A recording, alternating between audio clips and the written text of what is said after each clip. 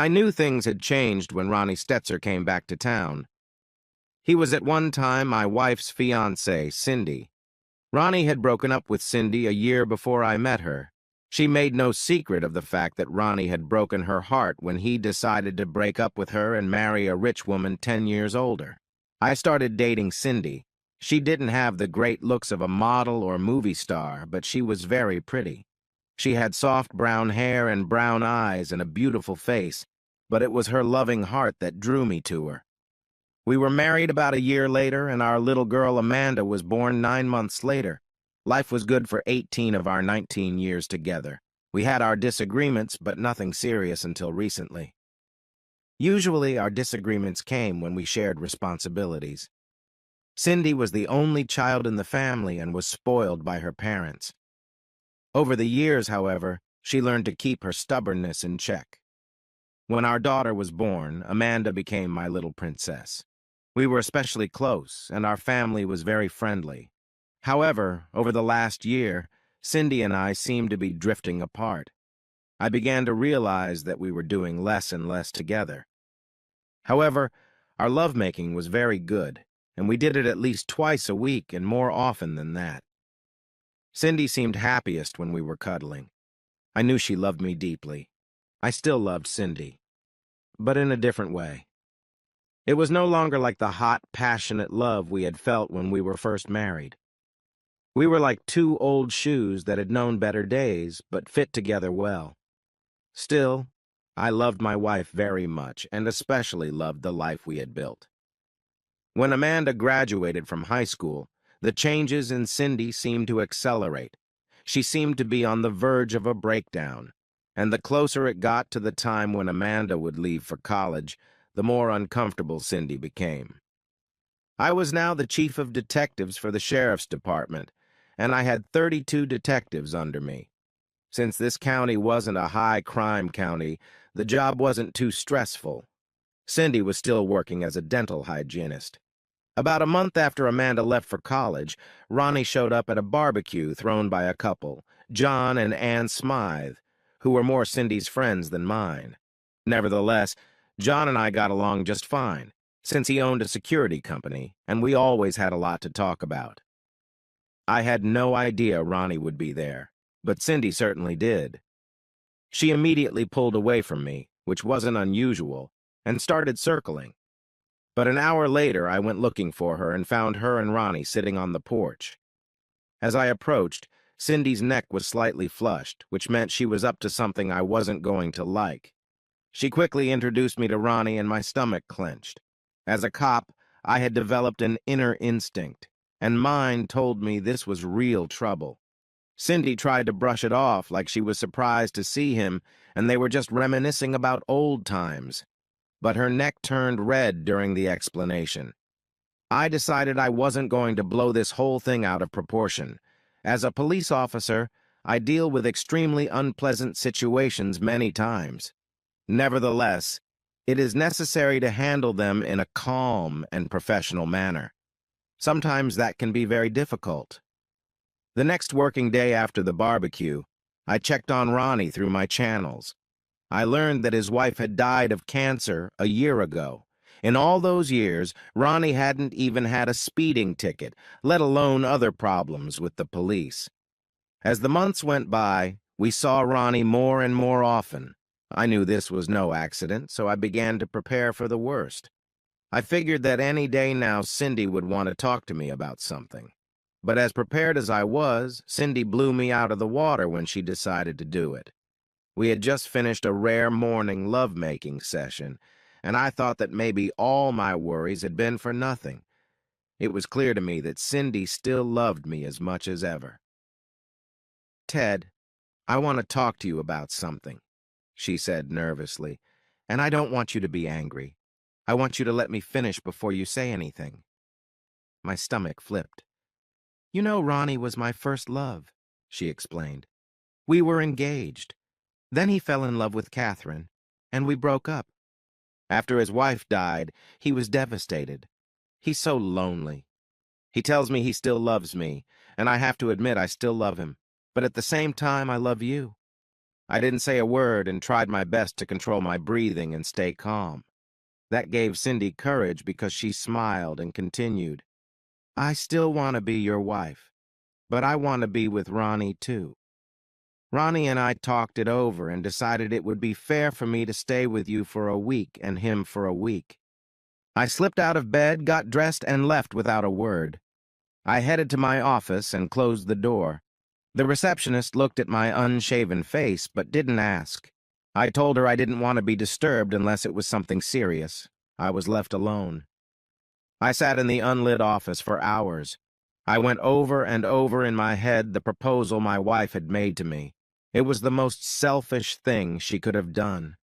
It was clear to me that Cindy wanted to sit on 2 chairs. That can't happen. She would have to choose. Around 5 o'clock, I got home. I was really annoyed when I saw Ronnie's car in the driveway. I tried to pull myself together and use all my years of police training to stay calm. However, all that training didn't prepare me for anything like this. I found them in the living room sitting nervously.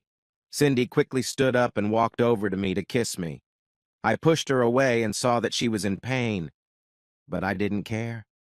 We need to talk about this, Cindy said nervously. We don't have anything to talk about, I replied shortly. You either want to be with the asshole or you want to be with me. You can't have him and me. I don't think you've fully thought this proposal through, Ronnie said, looking at me nervously. I'm not going to take your wife away from you. I'm just going to give her the extra love she needs. Yes, we'll share her, but she'll never miss any of her marital obligations. Now my inner rage was almost on the verge of boiling over.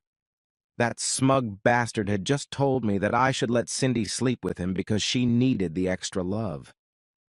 They both made me cringe. And in that moment I realized my marriage was over. Except, I said, looking fiercely at Ronnie, the marital duty of giving up all the others. No, I'm not going to agree to that. Ted, Cindy said with an expression that told me she was now upset with me. It's going to happen. The question is whether or not you're going to be a part of it. No, I said. Both of you leave. Cindy burst into tears. Ted, please give me this. I've been a faithful wife all these years. Ronnie was my first love, but I don't want to lose you. I love you so much, but I love Ronnie too. I snorted and looked at Ronnie. Tell me, Ronnie, if your late wife had come to you with a similar offer, would you have accepted it? He smiled at me and nodded. If it could make my wife happy, I'd gladly accept it. Bullshit, I said with more force than I meant to. But I wanted to follow through with my thought, so I turned to Cindy. What about you, Cindy? If I came home with an ex-girlfriend and told you I wanted you to share me with her, how would you feel about that? Cindy hesitated for a few seconds before answering. I'd probably be upset like you are right now, but in the end I'd agree, because I really love you and want you to be happy. More bullshit, I said, shaking my head. I'm going to contact my lawyer in the morning to negotiate a divorce. I think the division of assets should be pretty straightforward. The house only has a small mortgage. Once that is paid off, we will split the proceeds. Our investments, savings, and current accounts will be split. Amanda's college fund will remain untouched. There will be no alimony since you'll be living with the asshole sitting there. Now both of you please leave. Cindy was crying to the point of tears as Ronnie took her hand. Walking to the door, Cindy turned to me and said, If you change your mind, I love you very much. I want you in my life. As soon as they left, the silence of the house came over me. I felt empty inside, but my years on the force had taught me stamina. I put the wound in the box and closed the lid. Then I went to my office and started making a list of what I needed to do. I knew exactly what kind of lawyer I was going to get. Her name was Sally Leone. She had a reputation as a real shark in divorce proceedings. She usually represented wives, and the poor husbands never knew what hit them. Over the years, our paths crossed. I helped her many times when needed. I looked over the list and realized there was one thing I hadn't done yet. I need to call Amanda and let her know what's going on. It broke my heart to have to tell my little girl what her mother was doing. It took Amanda a full 5 minutes to calm down so I could truly understand her. What happened next was a surprise. "That damn whore did this to you, Daddy," she said venomously. "All these years you've been so good to her, to us, and now she's stabbing you in the back. If she does that, I want nothing to do with her." "Amanda," I said calmly, "you're very upset right now, and I understand how you feel. But Cindy is your mother, and she loves you unconditionally. Don't ruin your relationship with your mother over this. We'll all lose if you do. Can't you at least wait a few days before you talk to her?" "What if she calls me?" Amanda asked. "If she does, I'll give her the full story. Please, if she calls, don't answer for a few days. Promise me you'll do that." Amanda reluctantly agreed to honor my request. Later that night, Cindy called me very concerned. She had tried to call Amanda but was unable to. I explained that I had spoken to her and our daughter was obviously upset. I explained to Cindy that Amanda wanted to calm down before talking to either of us about the subject. "I bet you turned her against me," Cindy accused me. "I bet you painted the most disgusting picture you could." "Cindy, how can I paint a worse picture than you've already painted?" I said calmly, knowing it would make her angry. "Her mother wants her father to let her sleep with another man." Before Cindy could say anything, I decided to tackle one of the items on my list. "Oh, now that I have you on the line, you should hire a lawyer." "Please, Ted, don't do this," she cried again. "It's killing me that you want me out of your life. I love you so much. Can't you give in to me a little?" "There's nothing to discuss, Cindy," I said, and hung up the phone. I took the next week off to focus on getting all the ducks in a row. But the nights were horrible. Lying in bed alone was unbearably lonely. I would wake up in the morning and reach for Cindy, only to remember why she wasn't there.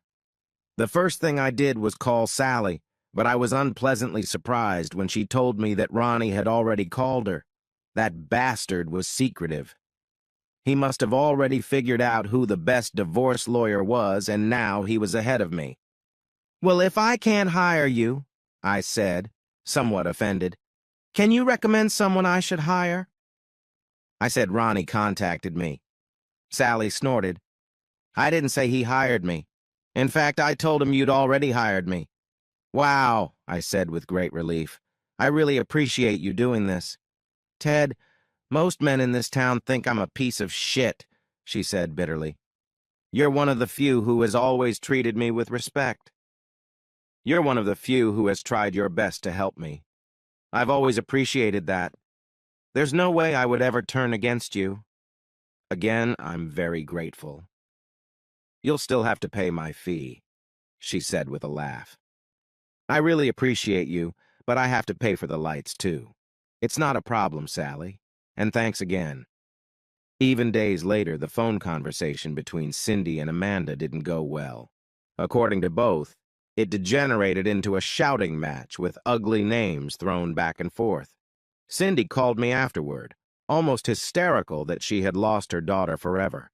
I told her I'd talk to Amanda and try to work things out, but it turned out to be much harder than I could have imagined. Amanda was angry when I spoke to her a week later. According to my daughter, she told her mother that she wanted nothing to do with her. Cindy would not be invited to the prom or wedding, and if she had grandchildren, she would never meet them. Now I understood why Cindy was hysterical. The calls from Cindy continued until the day of the divorce. She kept begging me to reconsider and accept their plan. I, of course, continued to refuse. After the divorce, the calls stopped and I tried to move on. Thank goodness I had a job. As chief of detectives, my schedule was pretty flexible. Over the next 6 months, I became much more hands-on. I was often able to point some of my new detectives in the right direction. That way, they didn't waste any time descending into obvious dead ends. I also began to review our unsolved cases. As a result of my efforts, we were able to close a long-forgotten murder case. It turned out that the victim's ex-boyfriend had done it. They always had the evidence, but they just didn't see it. For that, I got a commendation and a raise. Cindy and Ronnie got married about a month after the divorce. They wanted to buy my half of the house, but the thought of Ronnie living in my house turned me inside out. Ronnie threatened to go to court to force me to sell it. I told him to go ahead and sue. I was friendly with all the appraisers in town, and when I explained my dilemma, they all agreed to help. The appraisals were much higher than the house was worth, yet Ronnie didn't care. He paid a ridiculously high price for my house. It pissed me off, but there was nothing I could do about it. In the end, though, I liked the result. I got a lot more money out of the sale than I could have. The divorce went better than I thought it would. I have Sally to thank for that. Her analysis was so thorough that she found information that helped me. The down payment on the house was inherited from my grandfather. Thus, the amount was not considered community property. As a result, I received about 75% of the sale proceeds. With that money, I bought myself a cash apartment not far from work. Life goes on, but I'd be lying if I said it didn't hurt. All those years with Cindy, and here she decided I wasn't enough. I tried to go back to the dating scene, but it was even more depressing. Most of the women I dated came with a ton of baggage. Some of them were just plain intimidating, and almost all of them desperately wanted to get married. I, on the other hand, wasn't interested in marriage. I'd been down that road before. One night, about 8 months after Ronnie and Cindy's wedding, I was having dinner at a restaurant. I didn't realize they were there until Cindy sat down. I was surprised to see my ex-wife, but decided I wasn't going to be nasty. I looked around and saw Ronnie sitting at a table at the other end, studying the menu. "How are you doing, Ted?" Cindy asked quietly. "I'm doing fine," I replied with a sad smile. "How are you doing?" "I still miss you every day," she said, placing her hand on top of mine. "I still love you very much. If you ever find it in your heart to accept Ronnie, I'd love to be with you again." At first, I was going to pull my arm out from under her and tell her to go for a walk, but then an idea hit me. I'd have to talk to Amanda first, but it might be something I could do to get back at that asshole, Ronnie. "I miss you too, Cindy," I admitted honestly. "I hate waking up and you're gone. But you're a married woman now. By the way, I think your husband is looking for you." Cindy looked at Ronnie, and he was looking at her with a "what the hell" expression. She just nodded to her husband and stood up. "Remember, I still love you." That same night, I called Amanda and explained what I wanted to do. At first, she was horrified and told me I was giving in to this slut. Then I explained why I wanted to do it, and she started giggling. The giggling turned to laughter. "That's just great, Daddy," Amanda finally said. "Go for it." The next day, I called Cindy with my daughter's blessing. I told her I wanted to talk to her and Ronnie. I told her I was thinking about our conversation yesterday. Cindy was thrilled, and we agreed to meet at our old house at 7 o'clock that evening. I arrived at 7 sharp. Cindy led me into the living room. It was disheartening to see him sitting on the couch in my former home. However, I took some satisfaction in the annoyed expression on his face. It was clear to me that Cindy had blamed this meeting on Ronnie at the last minute. He glared at me like a dagger. I pretended not to notice anything. After pouring us each a cup of coffee, Cindy settled on the couch between Ronnie and me. I got right to the point. "Cindy, what did you mean when you said the offer to share still stands?" A smile appeared on Cindy's face. "Yes, absolutely. The offer still stands. I told you that I still love you deeply. It's just that I love Ronnie, too." "Well, if you agree," I said, trying to feign nervousness, "I'd say yes. I don't have anyone right now. At least this way I'll have you part of the time. I've been so lonely without you." Cindy rushed over to me. She kissed me as passionately as we had never kissed before. "Oh, Ted, you've made me the happiest woman in the world." "Wait a minute," Ronnie said, standing up. "We haven't discussed this yet." "It's the same thing you suggested," I told Ronnie calmly. "Yes, but still, Cindy, you and I need to discuss it first." Ronnie was very excited. "We've already discussed it. Cindy said, a little surprised by Ronnie's objection. When did we discuss it? Ronnie blushed.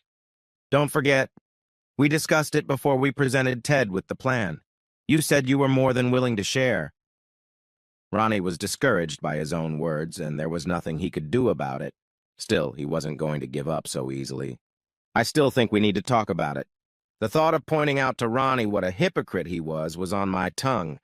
It was the same deal he'd offered me, but now the shoe was on the other foot.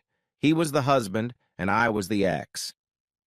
However, I decided to let this drama play out between Cindy and Ronnie without my involvement. Okay, I'll leave and wait to hear from you, Cindy, I said, kissing her before leaving. Once back in the car, I started laughing my ass off. I had switched roles with this asshole. Now he was wriggling like a worm. I wish I had been a fly on the wall that night. The next day, I got a call from Cindy saying that Ronnie was very upset, but when she told him she was going to leave, he agreed. Cindy would spend 1 week with me and 1 week with Ronnie. Of course, at Ronnie's insistence, none of this could be done until I was tested for STDs.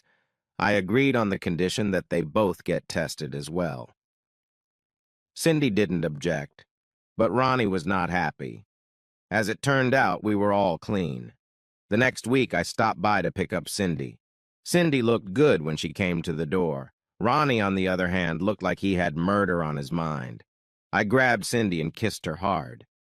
Then I grabbed her 2 suitcases and we walked out. I decided that I would do everything I could to make this night special. I took her out to dinner and then to the dance. Then we went back to my apartment. I want you inside me, she whispered hoarsely. When you're inside me, I know you still love me. I loved Cindy, but not enough to want her to be my wife again. We lay there and cuddled until I fell asleep. The week went by quickly and very pleasantly. I had to work, so I told Cindy that she could go home for the day if she wanted. Cindy was adamant she was my wife for the week. That made me cringe inwardly. But hell, if that's what she wanted to believe, that was fine with me. All I was interested in was fucking Ronnie's wife. She cleaned the house, went grocery shopping, washed my clothes, cooked meals, and even set our dinner times. I had a blast. I even got Amanda to talk to her mother without yelling at her. Of course, Amanda was aware of my plan, and I'm sure she laughed at how clueless her mother was. As I drove Cindy home, Ronnie looked both pleased and angry. Whatever anger was simmering inside him, he kept it in check. He kissed Cindy passionately right in front of me. I just pecked Cindy on the cheek, said, "I love you," and left. For the next 3 months, our new agreement was honored. I have to say, for me, this arrangement was great. Fucking Cindy after the divorce was a hit, especially since it was her suggestion. I was now getting laid 6 or 7 times a week. Another benefit of this new arrangement was that I convinced Amanda to come home and spend some time with us. I'm not sure if my daughter did this because she missed her mother, or if she was making fun of her. One day, maybe 2 months after this new arrangement began, I was checking on my 3 detective teams working different crime scenes. Just then, a call came over the radio about a disturbance at Mick's Tavern. Since I was only a block away from there, I decided to check it out for myself. When I got there, I found that there had been an altercation with a drunken customer. I was surprised to find out that the drunk was Ronnie. I decided to take care of the problem. After letting the 2 officers go, I turned to Ronnie. "Come on, Ronnie," I said, taking his hand. "I'll take you home. I don't need your fucking help. Ronnie, your choice is either I take you home or you go to jail. What's better for you?" He decided to take the ride home. All the way to my old house, we didn't say a word. When he got out of my car, all he said was, "Fuck you." By the 4th month, Ronnie was less and less happy about our arrangement. He and Cindy argued about it more and more. He wanted it to stop, but Cindy couldn't understand why. I didn't interfere in their discussions. I just kept telling Cindy that she was wonderful and continued to get all the sex I wanted for a week. This arrangement allowed me to sleep with her much more than when we were married. Finally, when I came to pick up Cindy for a week, about 5 months after our agreement, things came to a boil. Ronnie and Cindy were yelling at each other in the yard. I decided to try to calm them down. "I think you guys should calm down," I said with a smirk, "or someone will call the police." "Fuck you," Ronnie threw angrily before turning to Cindy again. "If you go with him, then our relationship is over." "We had a deal, Ronnie," she said with a nasty note in her voice. "Since I've known Ronnie, I've never seen my ex-wife speak to her new husband with anything other than affection." "The agreement is bullshit," Ronnie yelled. "And I'm telling you again that if you go with him, it's over." "You can't be serious," Cindy said in a dismissive tone. "You were the one who came up with the idea of the exchange a long time ago."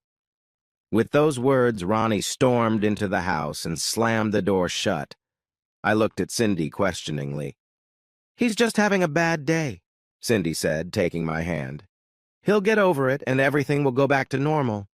Things didn't go back to normal. Apparently, Ronnie had moved out. Cindy tried to talk to him, but he was adamant. They were done. Around noon on Wednesday, Cindy called me and told me what had happened. "He left me, Ted," she said, sobbing. "Can I move in with you?" "Yes, I'll be at your place on Monday when it's time for my regular week," I said cheerfully. "But Ronnie's gone," Cindy said, confused. "I want to come back to you completely. I realize I made a huge mistake. Everything Ronnie said about sharing was just bullshit to keep us apart. I want things to go back to the way they were."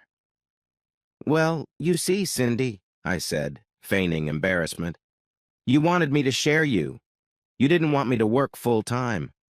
So I'm used to you being just a part-time wife. I don't think that's changed with Ronnie gone. So you still want me to pick you up on Monday?" Cindy started sobbing uncontrollably, and silence followed. For a moment I thought she had hung up, but the bitter sobbing resumed. Finally, after several attempts, Cindy regained her speech and, stammering, said, "Yes, yes, please, Ted, I'd really like it if you'd pick me up on Monday."